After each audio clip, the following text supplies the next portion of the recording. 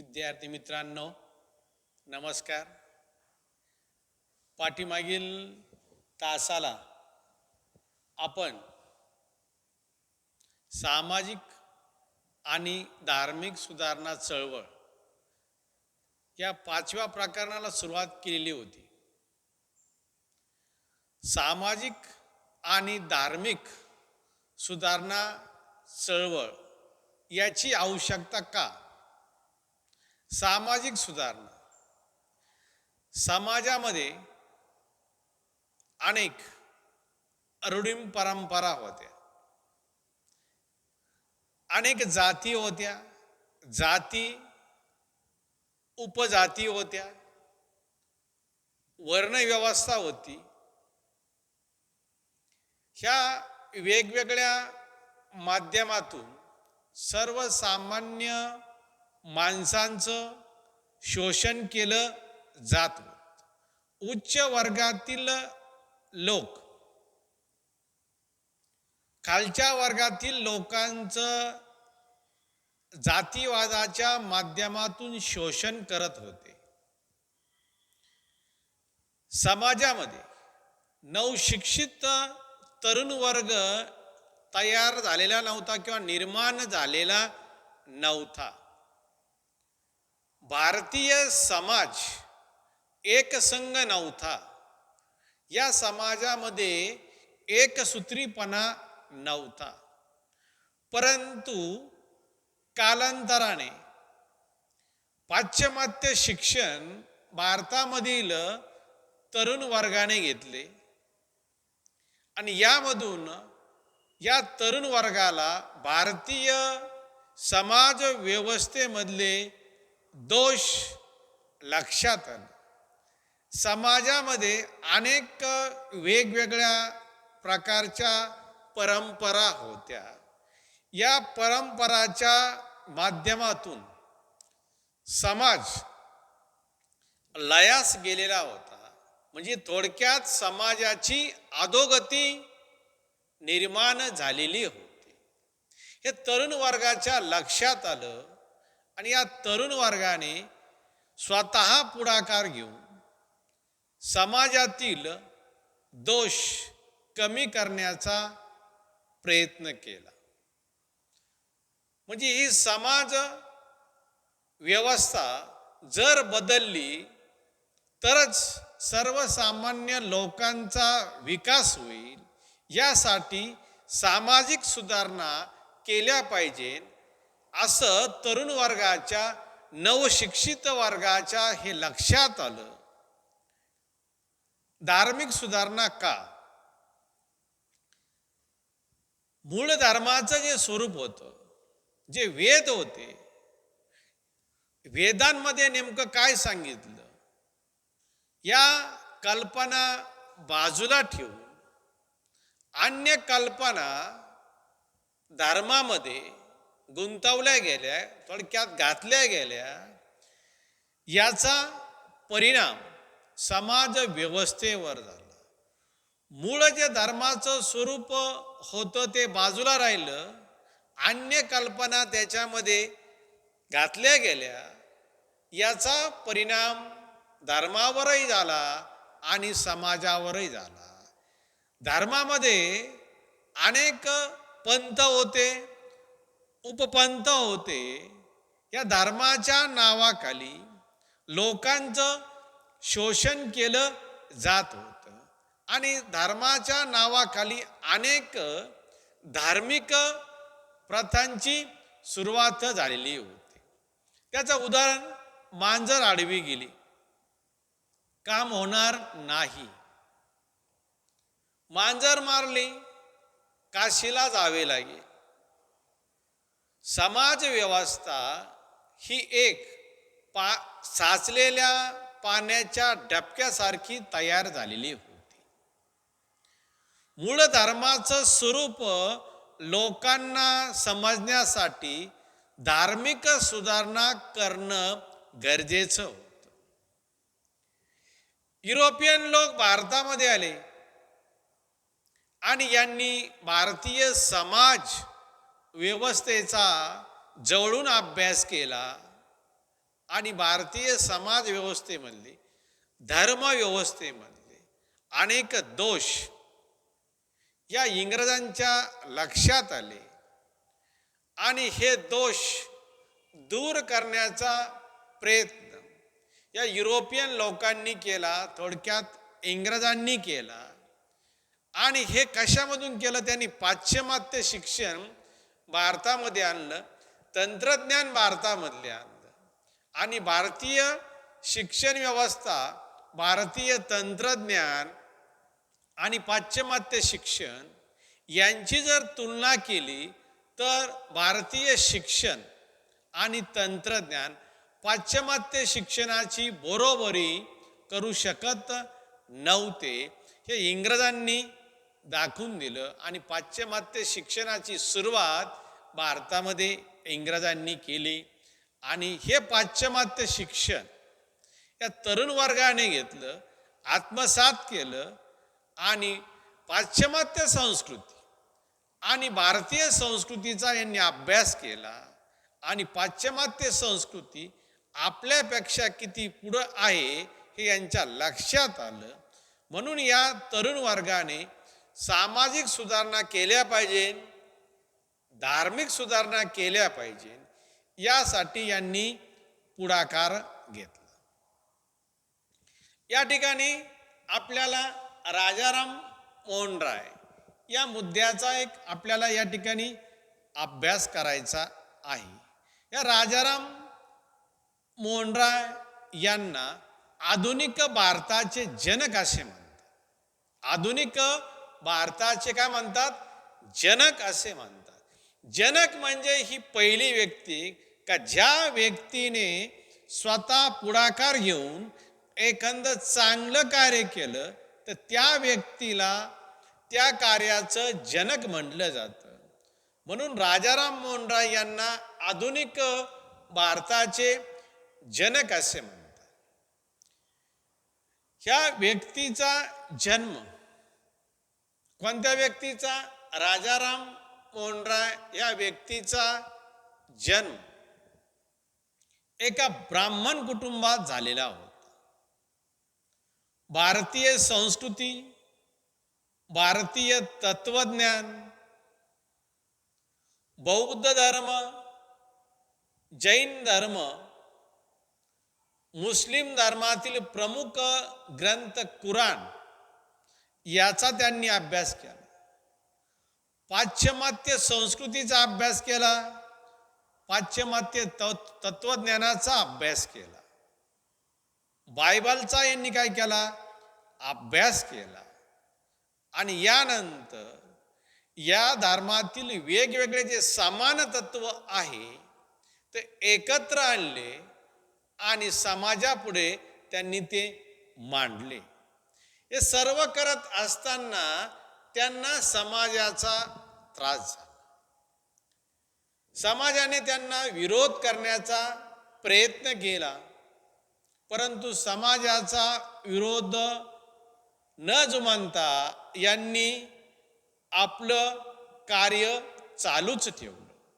म्हणून त्यांना आधुनिक भारताचे जनक असे म्हटले जाते. ही पहिली व्यक्ती होती का ज्यांनी स्वतः पुढाकार घेतला आणि सामाजिक सुधारणा घडून आणण्याचा प्रयत्न केला, म्हणून त्यांना ते जनक म्हटलं जातं. तत्वज्ञान, वेगवेगळे धर्मग्रंथ आहे, या धर्मग्रंथाचा त्यांनी अभ्यास केला आणि त्यांनी त्यामधून एकेश्वरवादाचा पुरस्कार केला. एकेश्वरवाद याचा अर्थ परमेश्वर हा एकच आहे.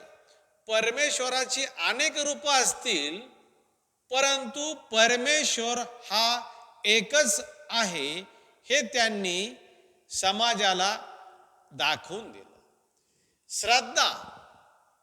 श्रद्धा फार महत्वाची. कोणतंही काम करत असताना त्याच्या पाठीमागची श्रद्धा फार महत्वाची आहे. त्यांनी सांगितलं तुम्ही धार्मिक कार्य करता, या धार्मिक कार्या पाठीमागची तुमची श्रद्धा ही फार महत्वाची आहे. श्रद्धा जर नसल, तुम्ही किती देवदेव करा त्याला अर्थ नाही. यासाठी त्यांनी सांगितलं की तुमची प्रार्थना करत असताना ही आंतरिक श्रद्धा ही फार महत्वाची आहे. आणि त्यांनी एकेश्वरवादाचा म्हणजे एकाच देवाचा त्यांनी पुरस्कार केला आणि आंतरिक श्रद्धेला त्यांनी महत्व दिलं. समाज सुधारणा. समाजामध्ये मी तुम्हाला सांगितलं अनेक जाती होत्या, उपजाती होत्या.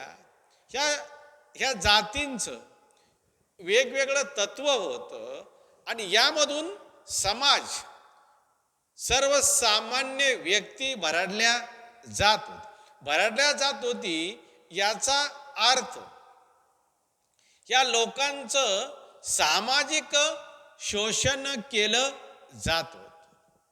समाजामध्ये अनेक प्रकारच्या प्रथा होत्या आणि ह्या प्रथा आपण पाळल्याच पाहिजे असं समाजावर काय होतं, बंधन होतं. आणि यामधून समाजाचं शोषण केलं जात होतं. स्त्री जीवन म्हणल्यानंतर आजही पुरुषांपेक्षा स्त्री जीवन जर विचार जर केला तर स्त्रियांचं आजही शोषण केलं जातं. बहुपत्नीत्व म्हणजे पूर्वीच्या काळी म्हणण्यापेक्षा 100 वर्षाचा पाठीमागचा जर काळ जर बघितला तर बहुपत्नीत्वाची प्रथा होती. एक व्यक्ती 2-2, 3-3 विवाह करत होते. बहुपत्नीत्व होतं.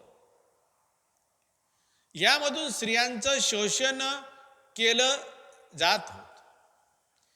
स्त्रियांना संपत्तीमध्ये कुठल्याच प्रकारचा हक्क नव्हता. त्याचप्रमाणे हुंडा पद्धत होती.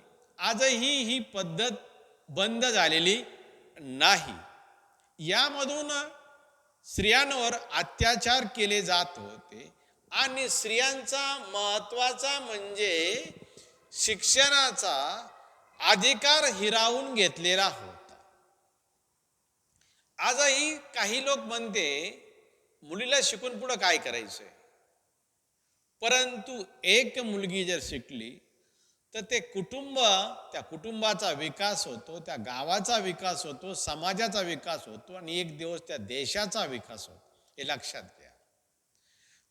तरीही आज समाजामध्ये स्त्रियांच्या शिक्षणाकडे दुर्लक्ष केलं जातं.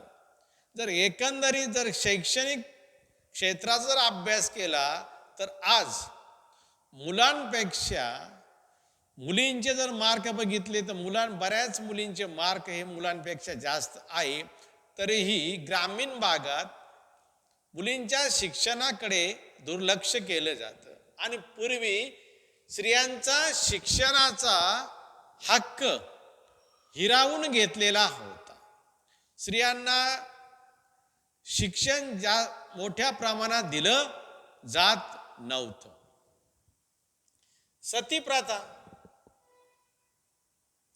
प्रथा आज नाही. की कशामुळं, तर राजाराम मोहन राय यांच्यामुळे. राजाराम मोहन राय यांच्या कुटुंबातीलच एक मी तुम्हाला उदाहरण देतो. यांच्या भावाचा मृत्यू झाल्यानंतर यांच्या स्वतःच्या वहिनीला म्हणजे कोणाच्या, राजाराम मोहन राय यांच्या वहिनीला स्वतः सती जावं लागलं. हे सर्व दृश्य राजाराम मोहन राय यांनी आपल्या डोळ्याने बघितलं आणि पूर्वी त्या व्यक्तीला सती जाण्यास भाग पाडलं जात होतं. एखाद्या स्त्रीने सती जाण्यास जर नकार जर दिला तर त्या व्यक्तीला पुरुष वर्ग सती जाण्यास भाग पाडत होतं. हे सर्व दृश्य राजाराम मोहन राय यांनी बंगाल प्रांतामध्ये स्वतः बघितलं, स्वतःच्या वहिनीची काय हाल झाली याचाही त्यांनी त्याचा विचार केला आणि सतीप्रथा बंद व्हावी यासाठी यांनी इंग्रजांकडे एक पत्र पाठवलं आणि त्याचा त्यांनी पाठपुरावा केला आणि इसवी सन 1829 मध्ये लॉर्ड विल्यम बेंटिंग या व्यक्तीने, ही इंग्रज व्यक्ती होती पण चांगली व्यक्ती होती, समाज सुधारणेकडे या व्यक्तीने लक्ष दिलं आणि इसवी सन 1829 मध्ये लॉर्ड विल्यम बेंटिंग याने भारतामध्ये सतीप्रथा बंद केली. ह्यासाठी कोणी पुढाकार घेतला? राजाराम मोहन राय यांनी पुढाकार घेतला. शिक्षण, पाश्चिमात्य शिक्षण म्हणजे इंग्रजी शिक्षण घेण्यास भारतीय लोक सुरुवातीला तयार नव्हते. पाश्चिमात्य तंत्रज्ञान घेण्यास लोक तयार नव्हते. यासाठी यांनी पुढाकार घेतला. पाश्चिमात्य शिक्षण म्हणजे इंग्रजी शिक्षण भारतीय तरुण वर्गाने घेतलं पाहिजे, त्याचं महत्त्व भारतीय तरुण वर्गाला त्यांनी पटवून दिलं आणि यामधून त्यांनी वेदांत कॉलेजची स्थापना केली. वेदांत कॉलेजची स्थापना केली, इंग्रजी शिक्षण सुरू केलं. हे कोणासाठी? भारतीय तरुण वर्गासाठी त्यांनी हे इंग्रजी शिक्षण सुरू केलं. वेदांत कॉलेजची स्थापना केली. मूर्तिपूजा, भारतीय समाज व्यवस्थेमध्ये किंवा धर्मामध्ये मूर्तिपूजा हा एक प्रकार आहे. या मूर्तिपूजेला आजही मूर्तिपूजा चालूच आहे, परंतु त्यांनी काय सांगितलं की आंतरिक श्रद्धा महत्वाची आहे. या मूर्तिपूजेला त्यांनी विरोध केला. अनेकेश्वरवाद, अनेकेश्वरवाद म्हणजे आपण अनेक देवदेवतांची पूजा करतो, परंतु बऱ्याच लोकांची यामध्ये श्रद्धा नसते. फक्त पूजा करायची, मूर्तिपूजा करायची, धर्माच्या नावाखाली जे सांगितलं असेल ते फक्त करायचं. या गोष्टीला त्यांनी विरोध केला, अनेकेश्वरवादाला विरोध केला आणि एकेश्वरवादाचा त्यांनी पुरस्कार केला. यानंतर साप्ताहिक संवाद कौमुदी नावाचं त्यांनी साप्ताहिक सुरू केलं. या साप्ताहिकाच्या माध्यमातून समाज व्यवस्थेमधले असणारे दोष समाजाला दाखवून दिले आणि यामधून समाजाची कशा प्रकारे अधोगती होती हे समाजाला त्यांनी पटवून दिलं. आणि हे कशामधून? त्यांनी साप्ताहिक सुरू केलं. कोणतं? संवाद कौमुदी नावाचं साप्ताहिक सुरू केलं. इंग्रजांनी जे साप्ताहिक होतं, जे वर्तमानपत्र होते, त्याच्यावर इंग्रजांचं नियंत्रण होतं, बंधनं होती. ही वर्तमानपत्रावरील बंधने, नियंत्रण कमी करावं याचाही पाठपुरावा त्यांनी केला. दिल्लीचा मोगल बादशाह याने राजाराम मोहन राय यांना राजा नावाचा किताब दिला. कोणत्या नावाचा किताब दिला?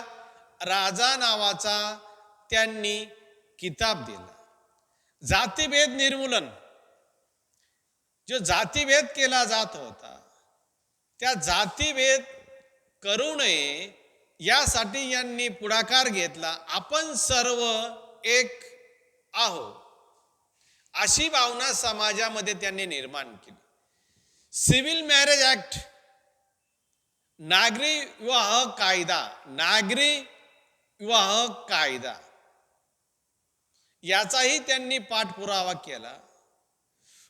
विवाहाच्या वेळी कमीत कमी मुलीचं वय 14 असावं आणि मुलाचं वय 18 असावं.